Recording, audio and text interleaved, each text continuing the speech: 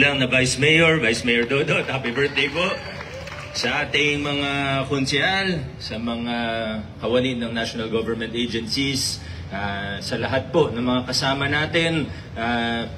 Siyempre, nandito po ang ating mga kawani ng Market Administrator's Office sa pangunan ni Sir Joey Marquet. Nandito po ang ating taas po kayo ng kamay para makita ko po kung nasan kayo. Nasan po sina Attorney Diego ng Ledio?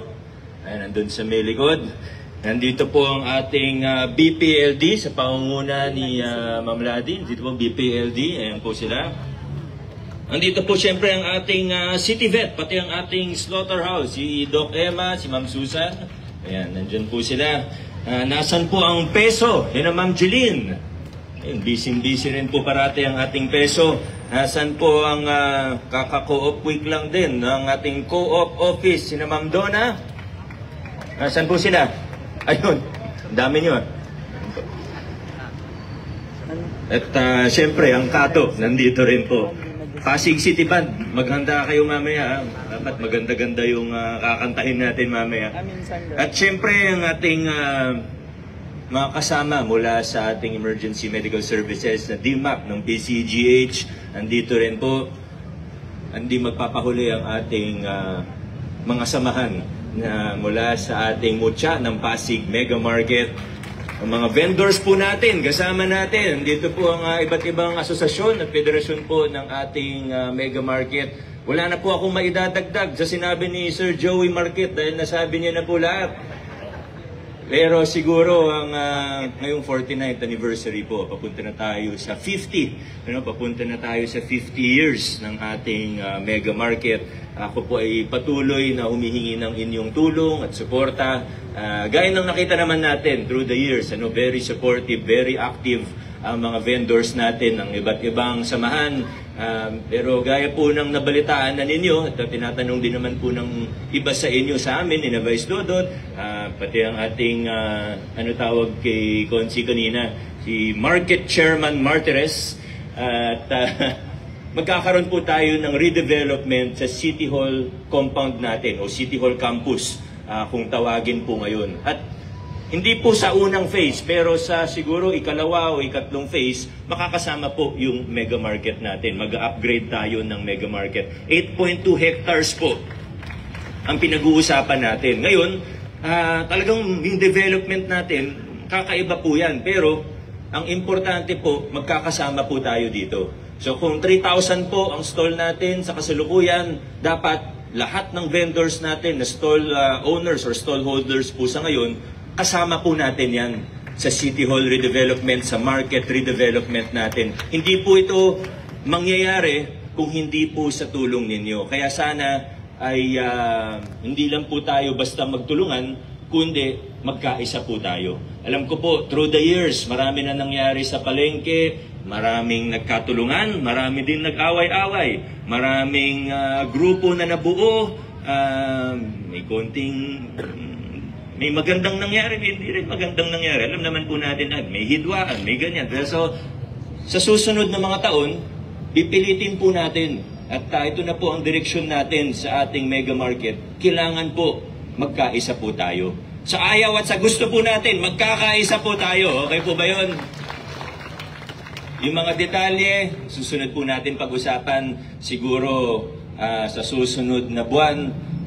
Tingnan natin kung schedule po natin, magkaroon po tayo ng malawakang konsultasyon sa market, magkaroon tayo ng General Assembly, lahat ng samahan, isama po natin, lahat ng vendors, kahit yung mga ayaw sumali sa mga samahan na vendors natin, yung mga stall owners po, stall holders natin na ayaw sumali sa mga asosasyon, isama po natin sila, hindi naman sa pipilitin, pero pipilitin natin na magkaisa po tayo sa Mega Market po natin. Okay lang po ba yun?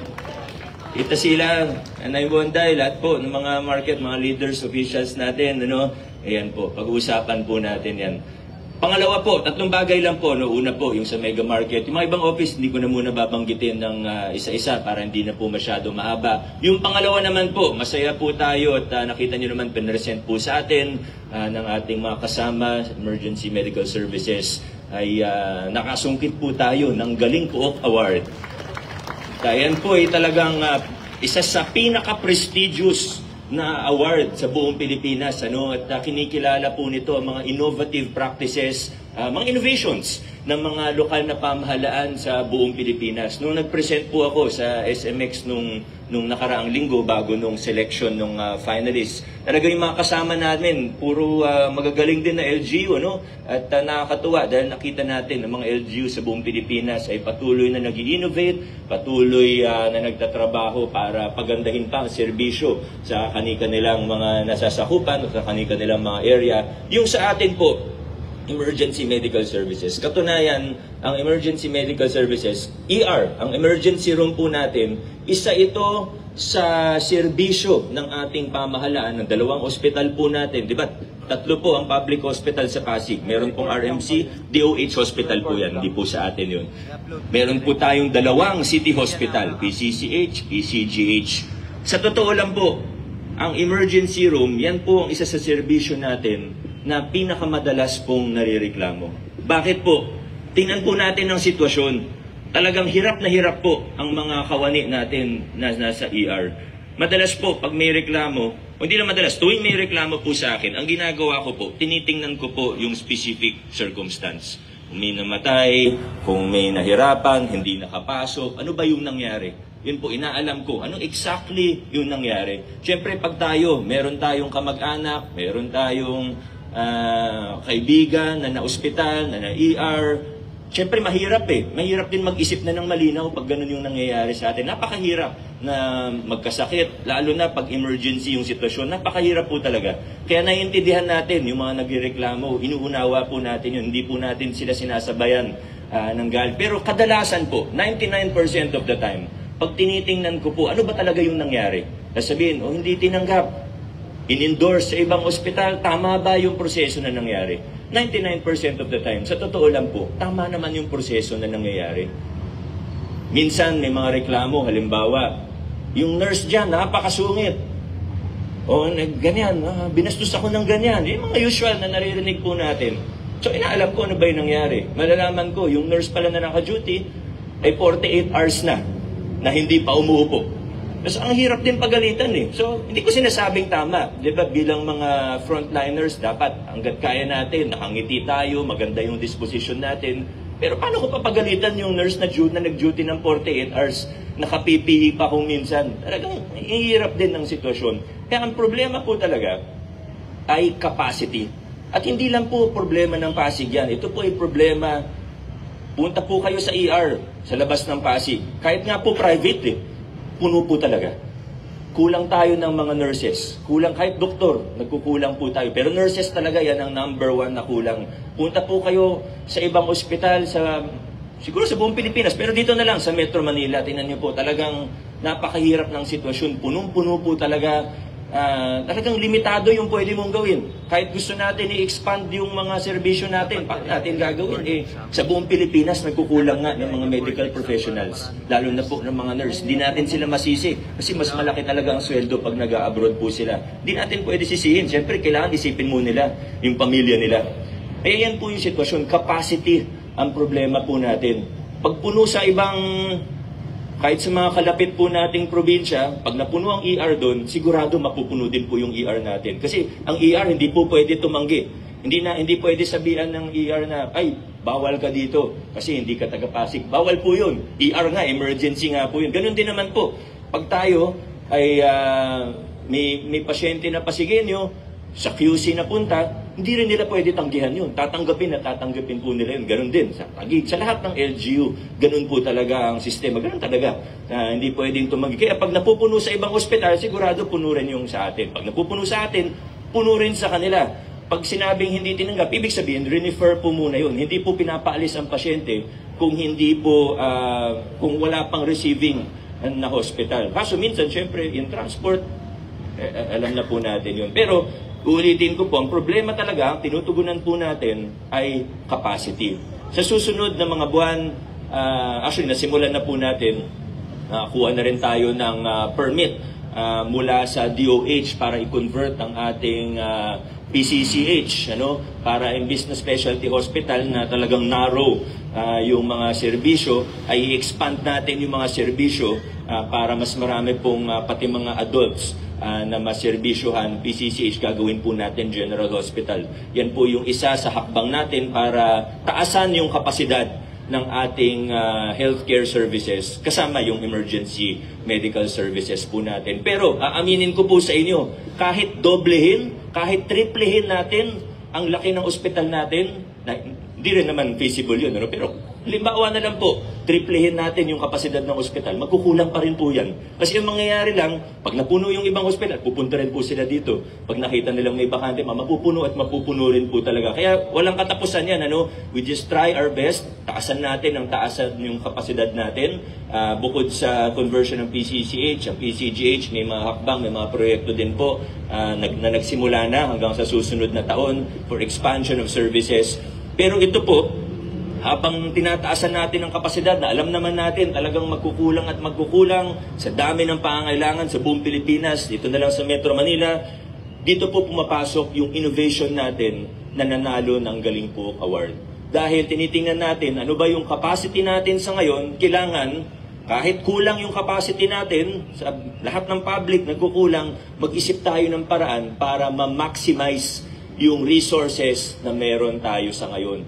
Nagpakilala tayo ng isang protocol na meron pong algorithm para sa serbisyo medikal kung saan po pinaiigting po natin yung pre-hospital care. Ibig sabihin, bago ka pa dumating sa ER, natake ka sa puso, nagka-stroke, bago ka pa dumating sa ospital, dun pa lang sa bahay, ay meron ng medical services na natatanggap ang pasyente.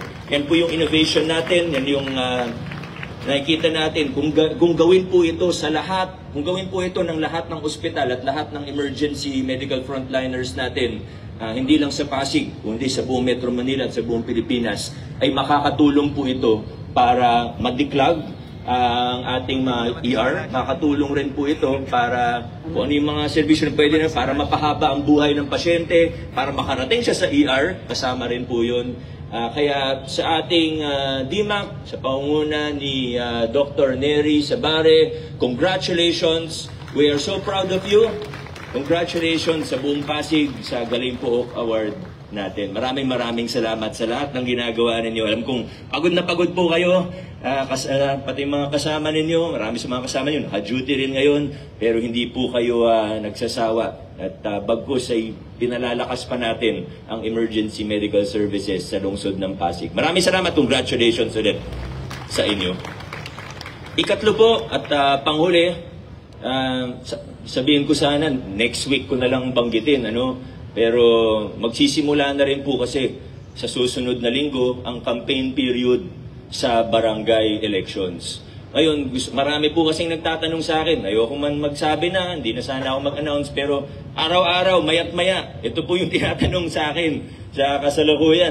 Sigurado, pati sa mga konsyal natin at sa Vice Mayor, pati Kikong, ito po yung laging tinatanong sa ngayon. Ngayon po, para malinaw na malinaw po tayo, alam nyo, pag nagpapakilala kasi ng pagbabago, minsan kailangan dun ka sa kabilang extreme muna, parang babalansin mo muna. Sa mga mayor o sa hindi ko naman po sinasabi na masama mag-endorse, hindi ko po sinasabi na masama na may kasama ang mayor na kapitan. Pero sa ngayon po, sa puntong ito, sa kasaysayan natin, sa aking opinion, sa pagpapakilala natin ng pagbabago, mas maganda po na ang mayor hindi muna magdadala ng mga kandidato sa barangay level. Ang mayor hindi po muna mag-i-endorso ng mga kapitan, ng mga kagawad. Kaya ako po binabanggit, muli po, hindi ko sinasabing masama yun. Inasabi ko lang kung saan tayo nang gagaling sa kasaysayan natin sa lungsod ng Pasig. Kung gusto talaga natin magpakilala ng mga pagbabago na binabasag natin yung kultura ng takutan, binabasag natin yung kultura ng patronage politics, kailangan medyo extreme muna tayo. Sa susunod ng mga eleksyon, baka pwedeng medyo gumitna na ulit o bumalik na sa mas normal. Pero sa ngayon, dito muna tayo sa extreme. Kasi may pinapatunay, may pinapakita tayo na dapat walang dikta galing sa taas, dapat malaya ang mga barangay. Yan po yung pinaglalaban natin mula 2019. At matagumpay tayo dyan, kaya hindi natin pwede yan basagin. Bagamat may mga kaibigan tayo, at alam naman ng mga tao kung sino ang mga kaibigan ko, sino yung mga tumulong sa akin, wala nang problema doon. Personal capacity ko, kung kaya kong tumulong, bakit hindi? Pero bilang alkalde, sa ngayon, hindi po pwede sa ngayon. Hindi po muna pwede. Sana maunawaan po ng lahat. Yung ibang kaibigan, medyo nagtatampo, pero tinatayuan natin to. Hindi naman para sa akin ito, kundi para tuloy-tuloy po yung pagbabago sa ating lungsod. Kaya yung mga iba po, ginagamit yung pangalan ko, ginagamit yung pati yung naging team name nung nakaraan. Ang rai ko naman po sinasabi, malaya nga po tayo. Pati yung pangalan na Giting ng Pasig, di naman ako yung nagmamay-ari nun. Ang totoo, nakaisip yung salitang Giting na part. Si Kim pa nga po yung nakaisip nun. Kaya talagang hindi ko pwede sabihin, ay may trademark ako dyan, huwag niyo gamitin. Hindi nga ako yung nakaisip ng pangalan na yun. So, yan po. Pero hindi po ibig sabihin, porket ginamit yung salitang yun o yung pangalan na yun, hindi po nangangahulugan na endorse po sila o ako yung nagpatakbo doon. Yung mga iba, hindi naman kahit nga pasabi, yung iba wala, talagang ginamit na lang nila. Hindi ko sinasabi, ano sila? Ang importante, alam natin kung paano tayo pipili ng mga kandidato. Alam ko, baka maraming manonood po nito. Siguro, gagamitin yung clip ng mga iba nating kasama, ng mga ibang kandidato. Yung sinasabi ko lang naman, maging wise tayo sa pagpili ng mga barangay officials natin. Ito po yung sa akin lang. Ito kung paano ako pumipili ng mga binoboto ko. Hindi nyo kailangan gayahin, pero ito po yung sa akin lang. Meron pong iba, obvious naman. Kung may nakikita kayo, 2 kandidato, yung isa tapat, yung isa magnanakaw, obvious naman siguro yung tapat yung pipiliin natin. Kung may nakikita tayong 2 kandidato, yung isa matalino, yung isa bobo, siyempre pipiliin natin yung matalino. Kung may 2 kandidato, may isa masipag, yung isa tamad, sino pipiliin natin? Siyempre yung masipag, yun may mga obvious. Pero may mga pagkakataon, siguro hindi tayo sigurado. Paano tayo mamimili? Sa akin po, kung hindi tayo sigurado, parang sino ba dyan yung mas tapat? Sino ba dyan yung mas magaling? Sino ba dyan yung mas masipag? Hindi tayo sigurado, kung ako, pipiliin ko na lang. Kung 2 kandidato, parang similar, o hindi ako sigurado, kung ako, pipiliin ko na lang yung mas bago. Pipiliin ko na lang kung sino yung hindi gumagastos ng malaki. Tandaan po natin, yan ang pinakamalaking red flag sa mga kandidato. Mula sa taas, mula sa nasyonal hanggang sa barangay level, ang pinakamalaking red flag sa mga kandidato ay yung gumagastos ng ubod ng laki. Pag nakikita natin, namimili ng boto, pag alam natin, milyon-milyon ng ginagastos, ibig lang sabihin nun, lalo na pag incumbent, ibig lang sabihin nun, yung pinamimigay nila, kung nagpapamudmud yan ng pera pag bago mag-eleksyon, ang ibig lang sabihin nun, pwede palang gamitin yung pera na yun sa mga serbisyo ng pamahalaan, pero kinupit nila para sa eleksyon, meron silang panggastos. Hindi natin alam magkano naiwan sa bulsa nila.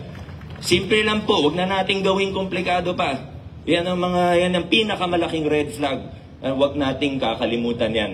Pag malapit na po ngayon po malapit na ang campaign period, papunta sa barangay elections po natin. Munting paalala lang po mula sa akin. Maraming salamat sa ating lahat.